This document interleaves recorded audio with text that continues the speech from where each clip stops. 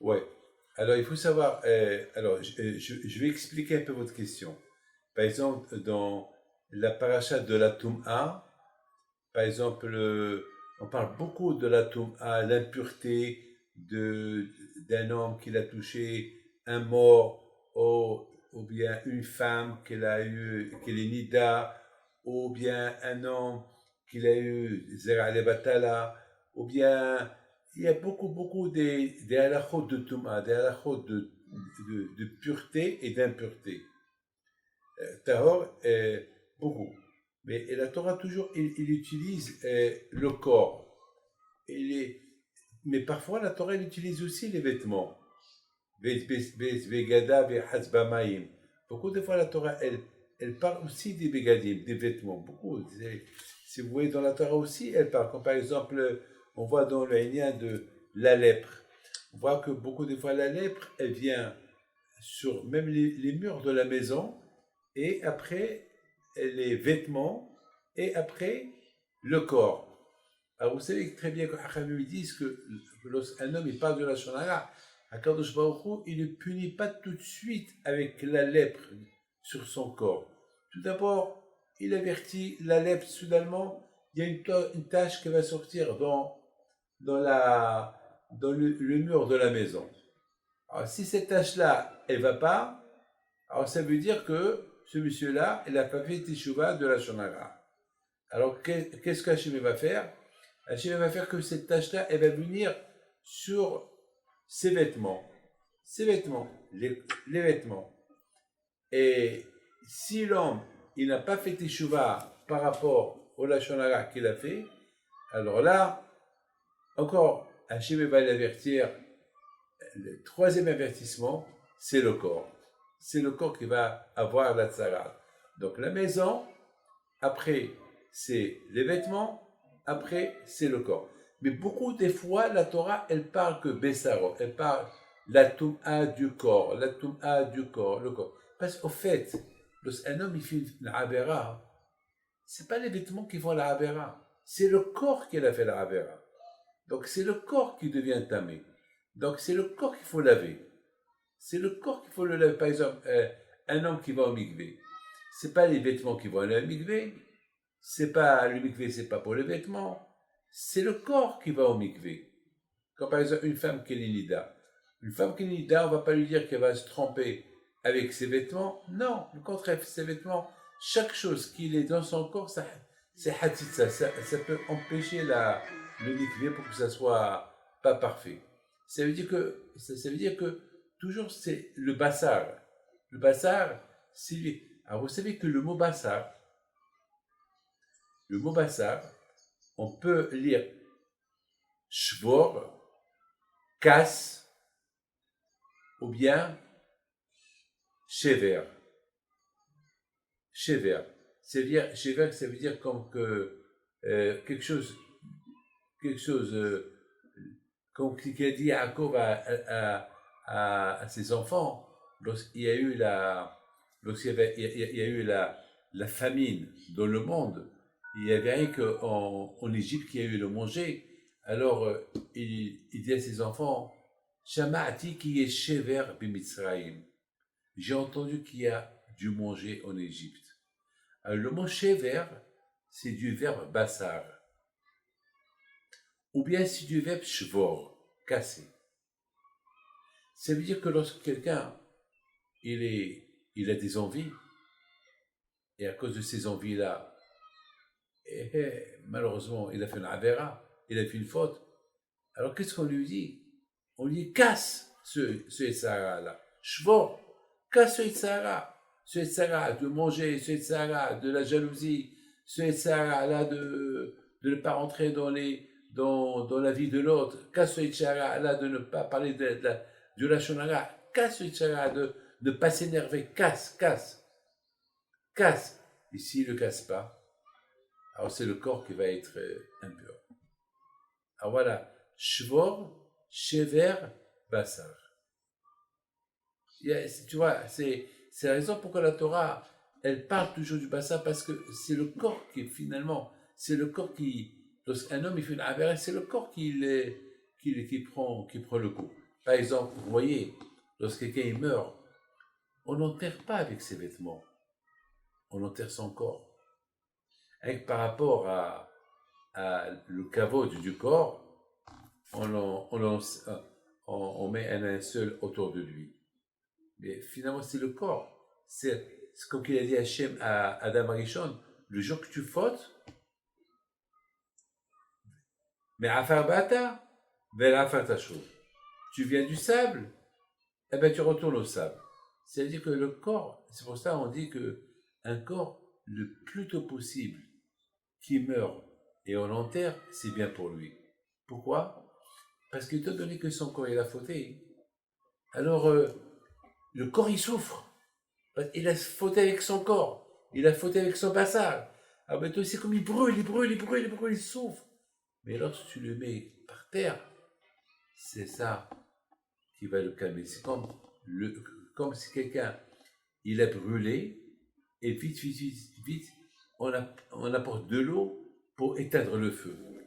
Donc, les seuls moyens pour éteindre le feu, la souffrance de ce bâtard, cette chair humaine qu'elle a fauté dans sa vie, c'est la terre. C'est la terre. C'est la terre.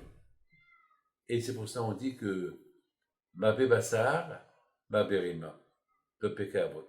De plus que tu manges la viande, de plus que tu grossis, avec les ta'avot, avec les envies, alors tu augmentes les vers. Parce que lorsque quelqu'un meurt, c'est les vers qui vont manger son corps. Alors bien sûr, les vers, ils préfèrent un corps bien gras, pas un corps maigre. Un corps maigre, il n'y a pas beaucoup à manger. Alors, on rappelle la personne, hé, toi qui vas au restaurant tout le temps, toi qui, tu penses rien qu'à manger, n'oubliez pas, ma bassar, ma berima. Alors, qu'est-ce qu'il faut faire? Bassar, shvor, casse l'envie. Casse l'envie. D'accord. C'est beau, papy, merci. Donc, dans la Torah, il n'y a jamais le mot gouffre, c'est toujours bassar? Toujours, c'est le bassar, parce que le gouffre, il n'a rien à faire, le gouffre. Le gouffre, vous savez, le gouffre, c'est la squelette. La squelette, c'est le bassar. La squelette, elle ne grossit pas. Vous savez, un être humain, c'est un être humain. Vous savez, un être humain, les cas, c'est le bassar qui va grossir. Vous savez, on ne voit pas le squelette. Qu'est-ce qu'on voit chez l'homme? On voit son visage, on voit ses mains, on ne voit pas le squelette, on voit le corps. Ouais. Lorsque quelqu'un il maigrit, on voit qu'il a maigri. S'il a grossi, on voit qu'il a grossi. C'est ça. Donc on ne parle pas beaucoup des vêtements. Mais les vêtements, on parle des vêtements de temps en temps. Les vêtements qu'il faut les laver, ou il faut les jeter, mais les cas, c'est le corps. Très beau. Très beau, papy. Après, j'avais une autre question qui m'était, je sais pas, c'était bizarre pour moi. Dans le Pérec Yutret, c'est le Pérec 18 de Chai. C'est marrant que ça a été choisi le Pérec de la vie. Kadosh Baruch Hu, il dit à Moshe, parle au Béné Israël et dis-leur bien que ce qu'ils ont fait en Égypte, il faut pas le faire. Lota asu, rema aseret sekena asher mevi etrem shama lota asu, ou prokerem lotelechu. Donc, il a commencé par la négation. Regarde tout ce qu'il faut pas faire. Et après, il répète tout, mais au positif. Et mishpata et asu, être kota tishmeru. Alors, pourquoi il commence pas Kadosh Baruch Hu à dire ne faites pas comme les Égyptiens, vous suivrez mes lois, vous suivrez, vous faites ça, vous faites ça. Kadosh Baruch Hu, il n'utilise pas un passouk, ces 3 phrases entières pour dire d'abord la négation et après le positif. Ouais. Vous savez que lorsque Hachem il a apparu au Béni Israël, au mont Sinaï, il a commencé à leur dire Anochi Hachem Elokecha. C'est moi Hachem, votre Dieu, que je vous ai fait sortir de l'Égypte. Il n'aura pas dit. Et après, la Torah, et Hachem commence à leur donner les 10 commandements. On a vu que Hachem, il n'avait pas besoin de leur dire c'est moi qui vous ai fait sortir de l'Égypte. Parce que c'est évident. Tout le monde le sait. C'est comme par exemple, je t'apporte un bon repas, vous avez faim, un bon steak, et après je vous dis, c'est moi qui t'ai acheté, c'est moi qui ai acheté ce steak, et c'est moi qui te l'ai fait, et je te le donne à manger. Attends, c'est évident, c'est pas la peine de me dire ça. Et c'est quelque chose c'est quelque chose que, c'est comme un invité qu'on lui dit, tu sais, tu es chez moi, et c'est moi qui t'ai préparé à manger, et c'est moi qui ai fait les achats. Ça se dit pas, on le sait, je suis chez toi. Maintenant, le fait qu'on sait qu'on est autour de Mont Sinaï, on sait toute l'histoire, on sait que c'est Hachem qui nous a libérés de l'Égypte, on sait les miracles qu'il a fait avec nous, on sait tout. Alors, et cette répétition-là, que c'est moi Hachem, elle est en plus, que je t'ai fait sortir de l'Égypte, elle est en plus. Donc, c'est quelque chose que je ne comprends pas pourquoi il devait les dire. Eh ben, il faut savoir que les bénis d'Israël, lorsqu'ils étaient en Égypte, 400 ans d'esclavage, 400 ans qu'ils étaient comme des chiens, comme des animaux. Ça veut dire que les Égyptiens, ils ont torturé les Juifs, et le problème, c'est que les Juifs, ils n'avaient pas fait une révolution, et pourtant, ils étaient des millions. Et il faut savoir, il y a ceux qui disent que Vatimale Aretzotam, ils étaient plus que les Égyptiens, les Juifs.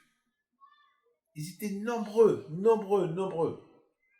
Pourquoi ils n'ont pas fait de révolution?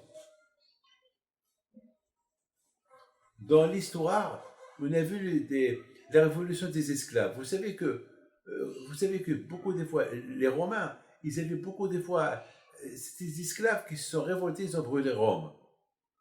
Il y avait, beaucoup de fois dans l'histoire, il y a eu comment ça s'appelle, vous savez que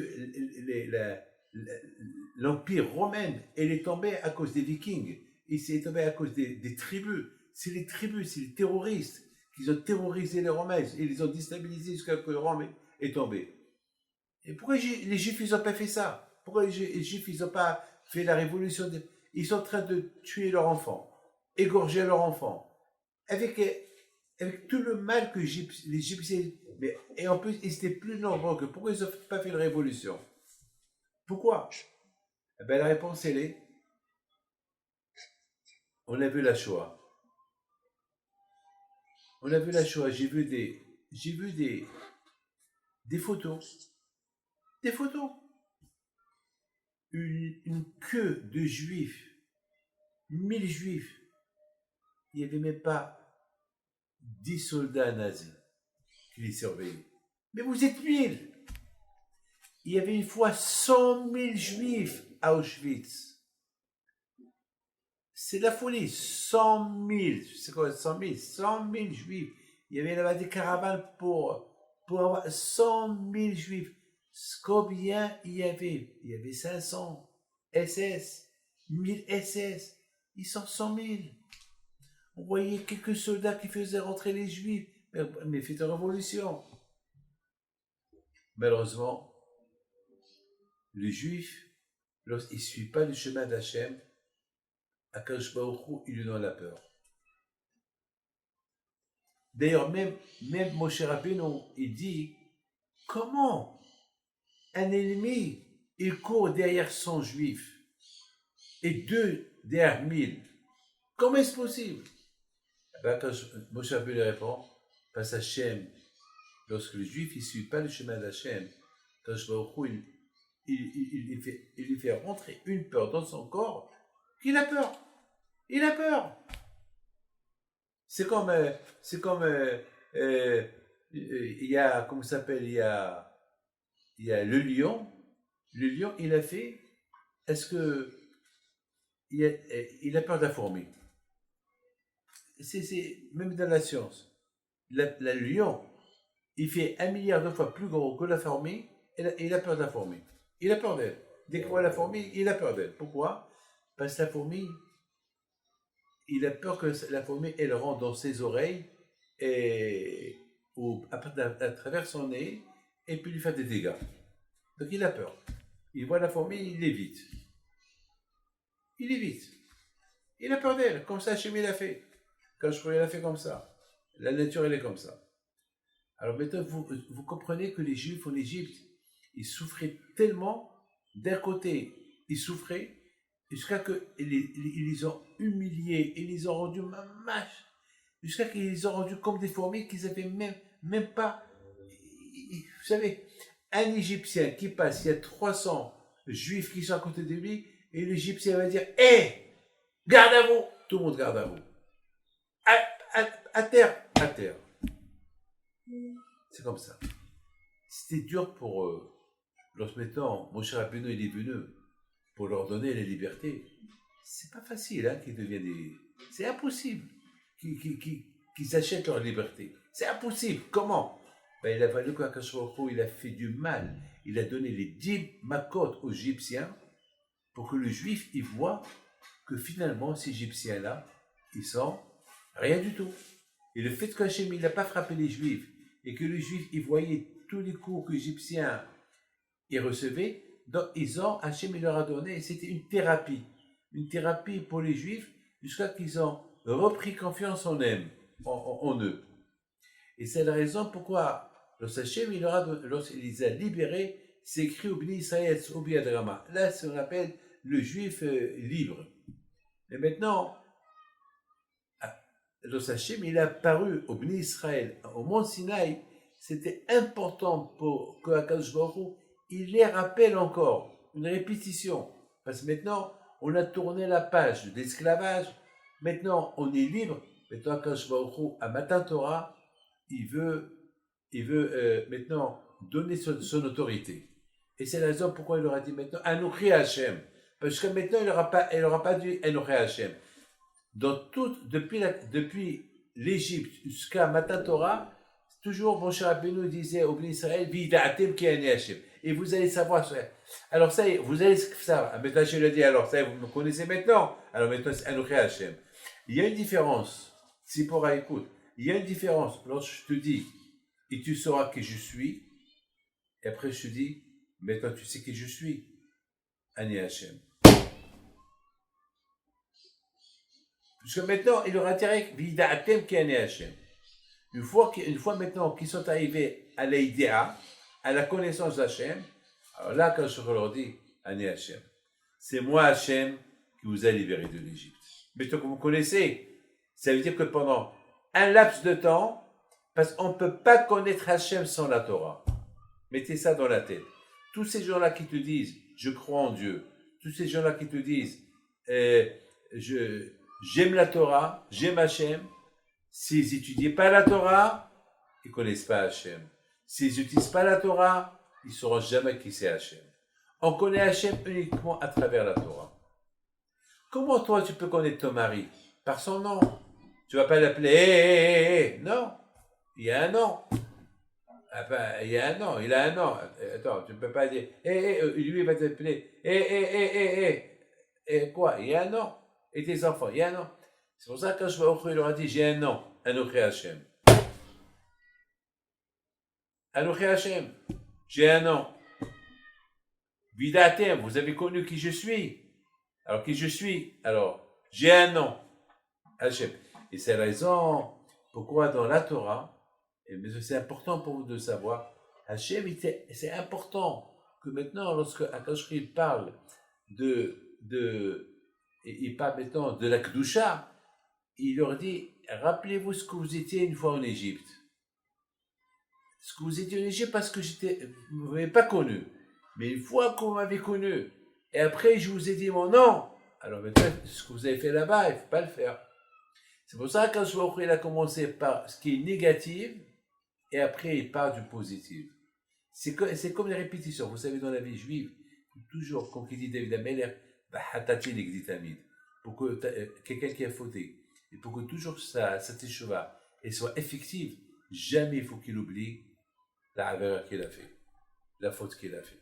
C'est pour ça que chaque fois, il rappelle, d'ailleurs, au moins 10 fois par jour, on rappelle qu'on est sorti de l'Égypte. Moi, attends, chaque jour, dans le d'Amazon, on rappelle la sortie de l'Égypte. Donc, El Shema, 4 fois par jour, on rappelle la sortie d'Égypte. Shabbat, il n'y a pas un jour, on fait la tfila, il n'y a pas une tfila, on ne parle pas de la sortie d'Égypte. Tout le temps, la sortie d'Égypte. Pourquoi tout ça? Ben justement, parce que il n'y a que le mauvais passé qu'on a passé qui peut nous rappeler comment on doit être bien après. C'est comme quelqu'un qui l'a brûlé. Une fois, quelqu'un qui ne connaît pas les dégâts du feu. Quand est-ce qu'il va connaître les dégâts du feu? Une fois qu'il a été brûlé et le feu lui a fait une marque. Alors cette marque-là, il le marque tout le temps. Chaque fois qu'il voit la marque, il a peur du feu. Alors chaque fois qu'on parle, la marque, que ça nous a marqué l'Égypte, alors on fait attention. D'accord. Très beau, papy. Merci beaucoup.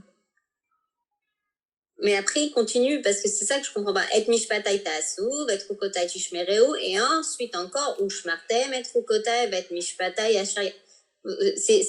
C'est bizarre cette redondance. À Kadosh Baruch Hu, jamais il se répète. Oui, c'est pour ça. Ta'asou, et après ushmartem. Oui, c'est la raison pourquoi. C'est la raison pourquoi on doit répéter toujours.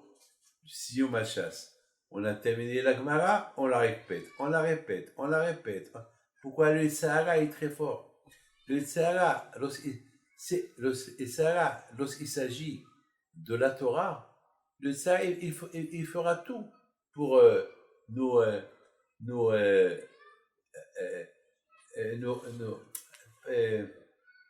faire tomber. Pas nous faire tomber. Les halish, halash, de nous affaiblir, voilà. Le Satan, toujours, il est là pour nous affaiblir. C'est pour la Torah. Par exemple, une fois, je me suis posé une question. Il y a les 5 livres de la Torah, oui ou pas? Il y a 5. Le premier, c'est des histoires. Deuxième, c'est la sortie d'Égypte, Matan Torah et la construction de Beth Amikdash. Le troisième, Vaikra, c'est le korbanot, sacrifice, le manger cachère, le manger pas cachère, et ce qui est permis comme femme, les femmes qui ne sont pas permises, et ça parle beaucoup de harayot dans Vaikra. Pourquoi? Pourquoi on nous a mis ce qui est le manger cachère et le manger pas cachère, et les femmes qu'on doit marier et les femmes qu'on doit s'éloigner d'eux dans le livre de Vaikra, parce que ça demande un sacrifice. S'éloigner du manger pas cachère, ça demande un sacrifice. Manger, comme que la paracha de cette semaine, Kiddushim Tiyu.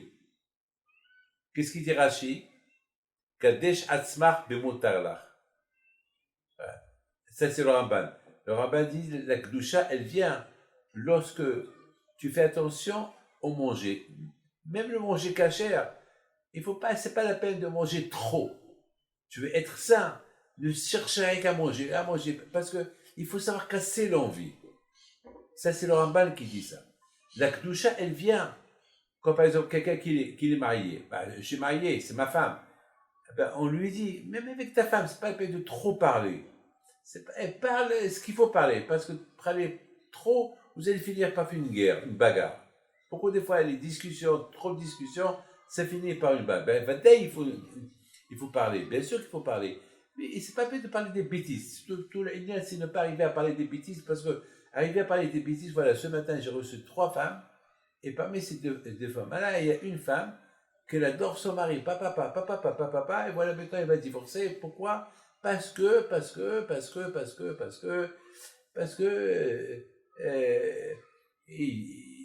elle est rentrée du travail, et c'est vrai, elle était fatiguée.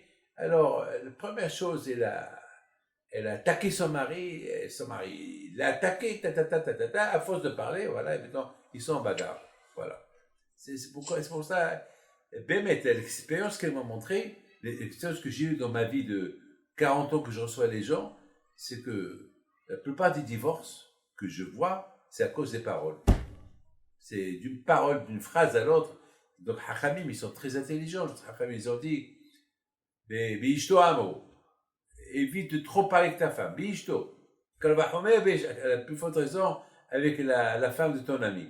Parce que la femme de ton ami, vous n'allez pas parler. Vous allez parler des bêtises, après vous allez rentrer dans les bêtises graves. Alors, c'est grave, alors c'est encore grave. Donc, vous voyez, la paracha de la sidra de Vaikra, c'est des sacrifices. Gilo Arayot, la débauche, c'est un sacrifice, lorsqu'on fait attention. Qu'est-ce qu'on voit pas pour les hommes, c'est un sacrifice. Et le manger cachère, c'est un sacrifice. On a faim, on veut manger, on fait attention que le manger soit cachère. Et même s'il est cachère, c'est pas la peine de trop abuser, comme qui dit le Rambam. Mais Rachid dit non. Rachid dit que la Kedusha, elle vient lorsqu'on fait attention avec les femmes. Rachid le dit. Et c'est un sacrifice, hein. C'est un grand sacrifice chez les hommes. Ne pas voir les femmes, faire attention. C'est pas facile, hein. C'est un travail, hein. Vous savez que on raconte sur Havetz Haïm, lorsqu'il était vieux, il y a sa femme, je pense qu'elle avait perdu sa femme, ou était malade, il était très vieux, hein. Donc et lui, il restait au Beth Midrash, il venait le soir au Beth Midrash, c'était en face chez lui, et ils ont parlé avec une vieille femme, une voisine, qui lui apporte un verre de thé chaud. Et une fois, il lui a apporté, mais la deuxième fois, Haïm, il a commencé à crier. Il a dit non, merci. Donc, ses élèves, ils lui ont dit, mais pourquoi tu refuses? Il fait froid. Il leur a dit, c'est une femme. Ils lui ont dit, mais c'est une vieille, et vous êtes vieux. Il leur a dit, le Sahara, il fait pas de différence entre une jeune femme et une vieille femme. Donc, vous voyez, c'est pas, le Sahara, il est fort. Donc, c'est pour ça, dans la Torah, la Sidra de Vaikra, on parle des sacrifices qu'on faisait au Beth Amikdash, et aussi on parle des sacrifices,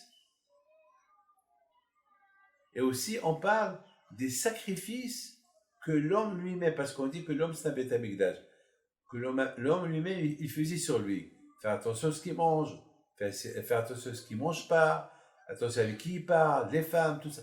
Donc c'est un sacrifice. Et les Juifs, malheureusement, en Égypte, c'était Avadim, et maintenant, ils sont libres.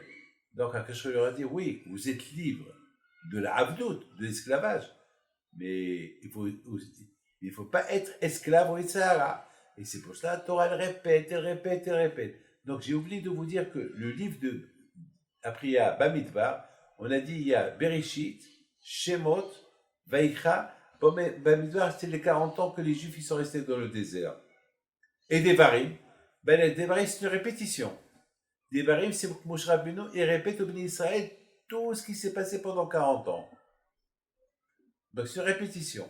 Une fois, j'ai expliqué, j'ai dit pourquoi il a fallu répéter. Mais c'est écrit déjà dans toute la Torah. Pourquoi on doit le répéter? Pourquoi si Hachem veut qu'il y ait 5 livres, alors on aurait pu partager les 4 livres en 5 livres. Mais pourquoi il y a un livre que de répétition?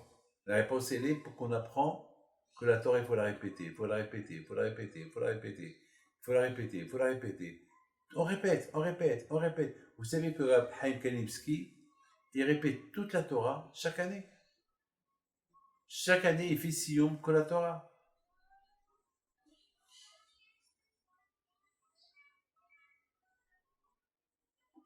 Donc c'est la raison pourquoi la Torah, elle répète.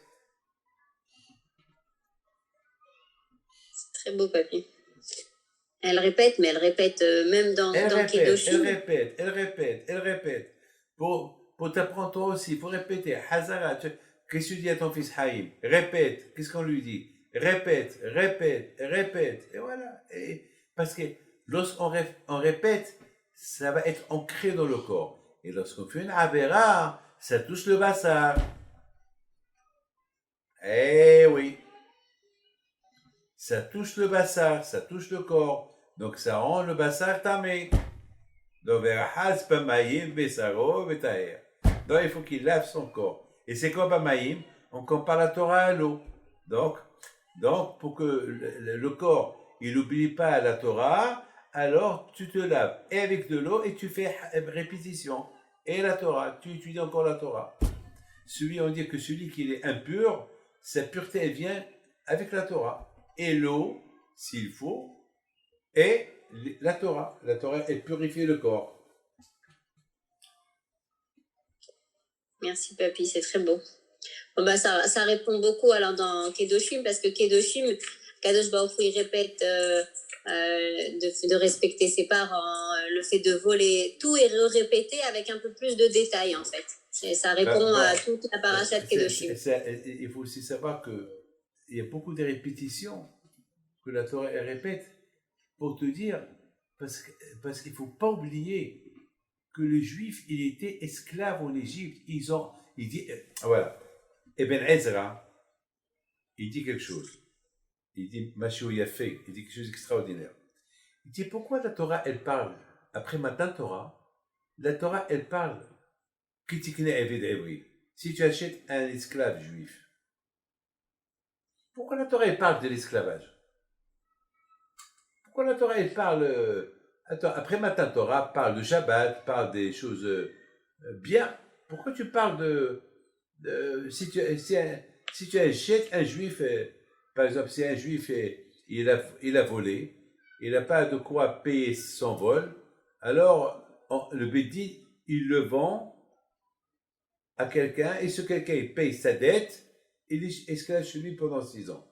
Pourquoi il y a des halakhot? Pourquoi la Torah te dit, tu le gardes 6 ans, après 6 ans, tu le renvoies, et lorsque tu le renvoies, il faut l'envoyer riche. Il ne faut pas l'envoyer pauvre.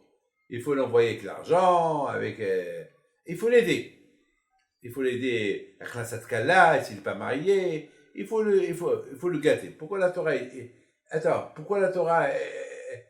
d'un côté, elle te dit, tu peux l'acheter, il devient ta propriété, mais une fois qu'il te quitte, il faut le payer, il faut le donner, En plus, il y a des halakhot, hein. La Gemara dit que si tu achètes un esclave, ne crois pas que tu es mieux que lui. Si par exemple, il y a un seul repas, que pour toi, le propriétaire, mais il n'y a pas pour lui, alors toi tu ne manges pas, tu lui donnes le vie, toi tu ne manges pas. C'est-à-dire que lorsque tu achètes un esclave, tu achètes un patron, tu n'achètes pas un esclave, tu achètes un patron. Si par exemple, tu as un esclave ou 2 esclaves, et tu as 2 lits, un à toi, un à ta femme, et il n'y a pas de lit pour eux, tu vas dire, qui dort par terre? Non.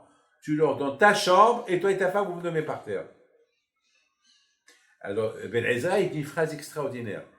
Il dit, Ben Ezra, Hachem, il veut nous montrer, il veut nous rappeler ce qu'on était une fois. Une fois, on était des esclaves.